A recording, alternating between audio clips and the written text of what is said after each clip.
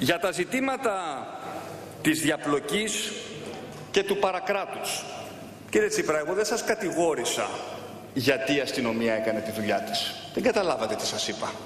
Εγώ σας κατηγόρησα ότι οι συνομιλίες οι οποίες είναι απόρριτες και μέρος μιας δικογραφίας, ως διαμαγείας επιλεκτικά βρίσκουν τη θέση τους, διαρρέουν σε κάποιο έντυπο και στη συνέχεια σπέβδει η κυβερνητική εκπρόσωπος, η κυρία Γεροβασίλα, να τις αγκαλιάσει. Αυτό είναι το παρακράτος, κύριε Τσίπρα. Τα μπλέξατε, όχι ότι η αστυνομία κάνει τη δουλειά της.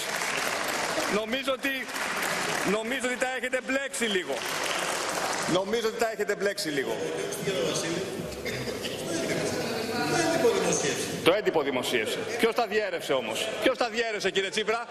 Δεν το γνωρίζουμε αυτό. Και να σας πω και κάτι ακόμα. Τώρα που το θυμήθηκα, εγώ θυμάμαι... Κάντε ησυχία παρακαλώ. Εγώ θυμάμαι ότι ήταν 3 αυτή την παρέα των εκβιαστών. Θυμάμαι ότι ήταν 3. Τον τρίτο, δεν θυμάμαι το όνομά του, αλλά θυμάμαι ότι ήταν στενός δικός σας συνεργάτης. Δεν είναι να διαρρέουν οι δικές τους συνομιλίες. Φαντάζομαι ότι υπάρχουν και δικές τους συνομιλίες. Λοιπόν, γι' αυτό σας κατηγορώ, κύριε Τσίπρα. Όχι. Δεν θα λέτε ανακρίβειες εδώ. Καθίστε κάτω. Δεν θα λέτε ανακρίβειες. Θα απαντήστε μετά. Δεν θα λέτε καθίστε κάτω. Δεν δέχομαι καμία διακοπή. Θα ανακαλέσετε. Δεν ανακαλώ τίποτα απολύτως. Δεν ανακαλώ τίποτα. Να καθίστε κάτω. Καταλαβαίνω τον εκνευρισμό σας. Καταλαβαίνω τον... Δεν ανακαλώ τίποτα. Να καθίστε κάτω.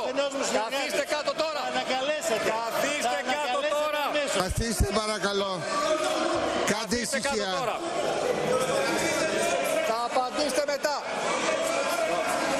Θα απαντήσετε μετά. Λοιπόν, θα απαντήσετε μετά. Λοιπόν.